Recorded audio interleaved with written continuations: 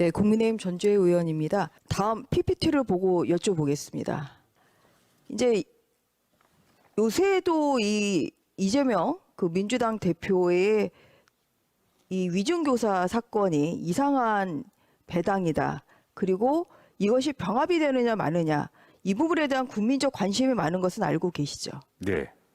지금 제가 사건 검색을 해보니까 이재명 당대표가 11월 1일에 이 병합 신청을 했어요. 이 사건을 성남FC 백현동 대장동 사건에 병합해달라. 결국 뭐 사건을 계속 재판 지연하겠다는 그런 의도밖에 안 보입니다.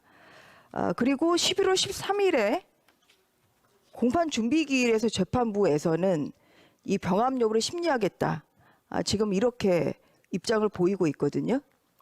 그래서 제가 이번 법사위 국감에서도 여러 차례 행정처장께 얘기를 했지만 뭐 이것은 거의 물과 기름 같은 사건입니다. 이름이 같다고 이게 관련성이 있는 건 아니죠. 그래서 이 백현동 성남FC 대장동 사건은 다 피고인이 이재명 정진상 이렇게 중복이 되고요. 똑같은 피고인들이고 그리고 사건의 성격도 성남시장 재직 시에 저지른 사건이다. 이래서 사건에 관련성이 있습니다. 그런데 위중교사 사건은 지금 김진성 씨가 위중 본범이고요. 이재명 당대표가 위중 교사범입니다. 그래서 이 다른 사건들과 뭐 피고인들도 다를 뿐만 아니라 무엇보다도 뭐 이것은 성격이 아예 다른 거죠. 경기도지사 시절에 저지른 범죄를 성남시장 사건 시장 재직 시에 저지른 범죄를 얻는다. 뭐 이것은 정말 제가 여러 차례 이야기합니다만 이재명 대표의 어떤 병합이 된다고 하면 1심 재판은 3년이 아니라 저는 4년 이상 걸릴 거라고 봅니다. 그리고 무엇보다도 뭐 이러한 것이 오히려 법원이 의도치는 않았지만 이재명 대표의 대선 가도에 사법부가 레드카펫을 깔아준다. 이러한 비판에 직면할 것이기 때문에 재판부에서 원칙에 따라서 병합 신청 가부에 대한 신속한 결정, 현명한 결정을 내려줘야 된다. 이런 말씀을 다시 한번 드리겠습니다. 네, 이건 뭐 제가 개인적으로 그거에 대한 네. 말씀을 드릴 수 없다는 것만 양해해 주시면 고맙겠습니다. 네. 그때도 제가 국감에서도 지적을 했지만 원칙대로 하면은 그렇죠. 아무런 얘기가 없거든요. 그래서 그냥 원칙대로 단독재판부에 배당이 됐으면 이렇게 시끄럽지 않아요. 그런데 수석부에서 선택적인 관련성을 지금 적용하는 바람에 그런 바람에 지금 사건이 그 단독 재판부에 배당돼야 될 사건이 합의부에 배당이 되는 바람에 여러 가지 면에서 사법부의 신뢰가 떨어지고 있다 이런 얘기 지적도 했습니다. 그래서 이렇게 기계적인 일처리가 사법부의 신뢰를 깎아내릴 수 있다는 점도 다시 한번 당부를 드리고요. 이 부분에 대해서도 법관들이 더욱더 신중한 업무 처리가 필요하다 이런 말씀을 드리겠습니다. 네. 그 다음에 이제 다음에 보면 이제 그래서 또 재판 지연에 대해서 매번 지적을 할 수밖에 없는데요. 이게 180일 이내에 형사 이 선거법 재판을 마쳐야 되는데 지금 뭐 기소된 때로부터도 1년 3개월이 지났습니다. 그래도 보면 8월 25일에 원래 공판기일이 잡혀 있는데 2달이 연기가 됐어요. 단식으로 2달이 연기가 돼서 10월 27일 2달 만에 재판이 열렸습니다. 그런데 그날 국정감사를 이유로 피고인이 불출석했습니다. 그런데 국정감사를 안 가고 최고위를 갔습니다. 저는 이 사건 재판에서 재판부가 이러한 부분에 대해서 피고인을 엄중히 경고를 하고 또 피고인에게 꾸짖어야 된다 이렇게 생각을 합니다. 지금 그 한동훈 장관께 여쭤보겠는데요. 지금 이 사건이 법무부도 사실 노력을 해야 되는 게 이 사건이 지금 내년 올해 안에 끝날 수 있을까 하는 뭐 이런 것에 있어서는 사법부, 재판부도 노력을 많이 해야 되겠지만 검찰도 마찬가지로 공소유죄 만전을 기해야 되는 거 아니겠습니까? 예, 그래서 지금 그 사건의 병합을 반대하는 내용의 의견서를 내면서 네네. 적극적으로 공표 활동에 임하고 이건 이제 있는 그 사건이 것으로 아니라 김문기 모른다 이 허위사실 공표 사건이고요. 사건 진행된 지가 굉장히 오래됐는데 아직까지도 김문기 아냐 모르냐 이거 가지고 지금 재판하고 있거든요. 백현동 4단계 용도 변경 상향 조정이 국토부의 협박 때문이냐 아니냐 딱 두 가지 사실 가지고 지금 몇 달째 재판을 하고 있습니다. 그래서 이 부분에 있어서도 공소 기소에서 끝나는 것이 아니라 검찰이 빠른 그런 그 공소 유지에 대해서도 만전을 기해야 된다 이러한 얘기를 좀 드리는 건데 거기에 대해서 하실 말씀이 있으실까요? 선거법 위반 사건은 이 어떤 특정한 기간 내에 해야 된다는 제한이 있기 때문에 네. 법원에서 그런 점을 충분히 감안해서 재판을 신속하게 기대할 거라고 진행할 거라고 생각합니다. 네. 그 다음 PPT 또 보겠습니다. 저는 행정처장님 이 쌍방울 대북송금 사건에서 이루어진 이 사법 방해 행위가 사실 제가 판사 생활하면서 보도 듣지도 못한 그 여러 가지 해프닝이 있었거든요.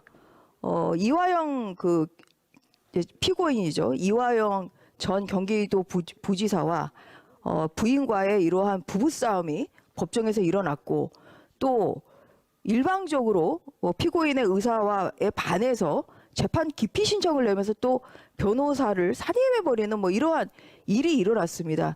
이러고 나서 이화영 전 부지사에 대해서 결국은 다시 한번 영장이 청구가 됐는데 또 재판 기피 신청을 해서 지금 재판 진행이 안 되고 있거든요. 그래서 여러 사건에서 사실 재판부 기피 신청이 남용되는 면이 있습니다. 그런 부분에 대해서는 좀 뭐 어떻게 그 제도적인 보완책이 좀 있을 수 있을까요? 우리 뭐 형사소송법에 규정되어 있는 제도를 당사자들이 활용한다는 점에서 뾰족한 수는 없겠지만 결국은 재판부가 소송 지휘 차원에서랄까 섬세하게 이렇게 대처하는 것 뭐 그런 식의 여러 가지 방안 같은 것들을 좀 강구해야 될 필요가 있지 않을까 정도로 생각하고 있습니다. 이 사건은 지금 저 법무부 장관님 검찰에서 지금 수사 중인 사건 아닙니까? 예, 그렇습니다. 예. 그래서 좀 이 부분에 대해서도 이런 사법 방해랄지 아니면은 또 이화영 전 부지사의 진술이 번복이 되는 바람에 이제 그것이 또 영장 기각 사유의 원인이 된 거 아니겠습니까? 뭐 그런 면에서 이 부분에 대해서 정말 낱낱이 진실을 밝히려는 그런 검찰의 수사 의지가 필요하다는 말씀을 드리겠습니다. 예, 그 부분까지 포함해서 잘 수사할 거라고 생각합니다. 한편으로 또 법원을 향해서는 이렇게 법정 안에서 벌어지는 뭐 여러 가지 이해할 수 없는 행동에 대해서는 뭐 재판부가 중심을 잘 잡아야 된다 이런 당부의 말씀을 드리겠습니다. 행안부 장관님께 좀 여쭤보겠습니다. 네.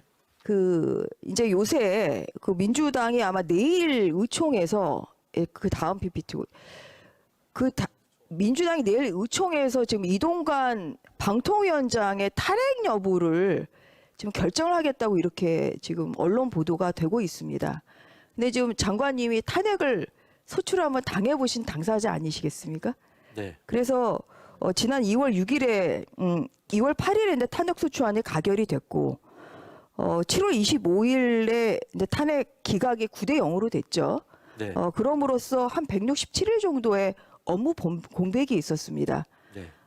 이로 인한 이 기간 동안에 장관의 직무를 수행하지 못함으로 인한 여러 가지 좀 뭐 답답한 점도 있었고 또 부작용도 있을 것 같은데 좀 어떠했습니까?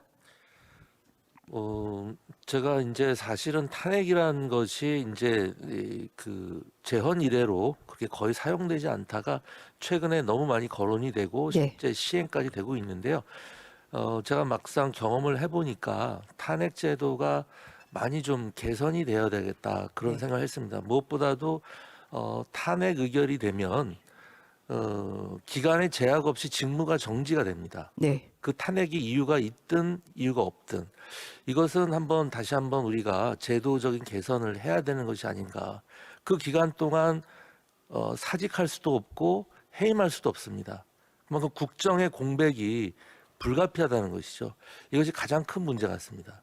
네. 그래서 이것을 그거는 제가 알기로는 국회법에 그렇게 규정이 되어 있거든요. 그래서 네. 뭐 그 부분 뭐 탄핵 기간을 어떻게 할 수 있는지는 모르겠습니다만 직무 정지 기간 아니면 재판 기간을 뭐안 지킬 수도 있기 때문에 그것까지는 모르겠습니다만 이제 사퇴를 못하게 소추 의결이 되면 이제 사퇴가 안 되기 때문에 그렇습니다. 뭐 그런 점에 있어서는 뭐 국회법의 개정 필요성은 있을 수도 있을 것 같습니다. 네, 그래서 그리고 네. 경우에 따라서는 정부 운영 자체가 불가능해질 수도 있다. 그러니까 동시에 여러 국무위원을 탄핵할 경우에는 국정 자체가 무너질 수가 있다. 이건 네. 굉장히 심각한 문제가 있습니다. 저는 제일 답답한 게 그러니까 이유도 없는 헌법과 중대한 법률 위반이 있어야 탄핵이 이루어지는데요. 근데 그런 것이 없음에도 불구하고 어떤 정치적 목적이나 정치적 이익을 위해서 탄핵권을 남용하는 것이 저는 가장 큰 문제라고 생각합니다. 그래서 이 부분에 있어서는 앞으로 좀 이 부분에서 제도 개선이 좀 이루어져야 된다. 저는 그렇게 생각을 하고 있습니다. 제가 이 이제 판사들의 이 SNS 활동에 대해서 행정처에서 어떤 그런 이 정치적 중립을 지키지 못한 이 박모 판사에 대해서 징계 내지는 그 윤리위원회에서의 이런 권고나 뭐 이런 것이 필요하다는 의견을 좀 말씀을 드렸습니다. 이게 추가 진행이 있을까요? 제가 알기로는 윤감실에서의 조사와 제가 갑자기 생각났는데 위원회의 회의를 거쳐서 해당 판사에게 소속된 법원장을 통해서 주의 촉구랄까 그런 것들이 이루어진 것으로 알고 있습니다. 아, 그렇습니까? 그러면 네. 그거는 저희 의원실에 좀 보고를 해주시기 바랍니다. 그 다음에 PPT 보고 네, 그 다음 PPT입니다. 외교부 장관님께 좀 여쭤보겠습니다. 네. 뭐 어제 그 대통령실에 또 국정감사가 있었습니다만 저는 윤석열 정부에서 정말 잘하고 있는 것이 저는 뭐 여러 가지가 있습니다만 그 중에 하나가 외교라고 생각합니다. 지금 윤석열 대통령이 대한민국 제1영업사원으로 많은 성과를 내고 계시죠. 그래서 보면은 지금 벌써 얼마 안 된 시기입니다만 문재인 정부 5년에 비해서 훨씬 넘는 433억 불 정도의 외국인 투자 실적을 내고 있습니다. 또 대통령 주재의 투자 신고식이 벌써 한 1년간 4회가 열렸고요. 그리고 또 443억 불 정도의 이 투자 신고식이 있었습니다. 근데 이 외교의 현장의 일선에 지금 장관님이 계시는데 이제 이런 부분에 있어서 많이 수고를 하셨다 이제 이런 말씀을 좀 드리고요. 네, 그리고 앞으로도 이렇게 뭐 지금 세계 경제도 어렵고 대한민국 경제도 어렵습니다만 이러한 외교의 성과로 인해서 좀 수출도 더 활력을 얻고 또 외국인 투자도 더 유치가 되는 뭐 이러한 결과까지 얻었으면 좋겠다 하는 말씀을 드리겠습니다. 네. 이와 관련해서 뭐 이와 관련한 예산에 있어서는 좀 내년에 부족함이 없습니까? 어떻습니까? 네, 일단 저희가 내년에 써야 할 예산을 먼저 편성을 했습니다. 그리고 이 정상회담은 거의 그 시점에 가까운 정상회담이 열리는 행사 시점에 가까운 시점에서 결정이 되는 경우가 많기 때문에 저희들이 애당초부터 언제 어떤 일이 일어날 건가 전부 다 완벽하게 예상을 하고 있지 못합니다. 네. 그러다 보니까 특히 금년 하반기에 들어서는 여러 가지 UN 또 아세안 또 G20 그리고 이제 이번에 APEC 이런 정상회의들이 많이 생겼습니다. 그래서 그러한 정상회의에 가서 우리 글로벌 중추국가의 비전을 알리고 또 이 나라들과 실질적인 협력을 할 수 있는 네. 그런 행사들을 꼼꼼하게 잘 챙겨서 하도록 좀 하겠습니다. 외교적인 뒷받침을 하기 위해서는 또 뭐 거기에 충실한 예산 편성이 필요할 것 같습니다.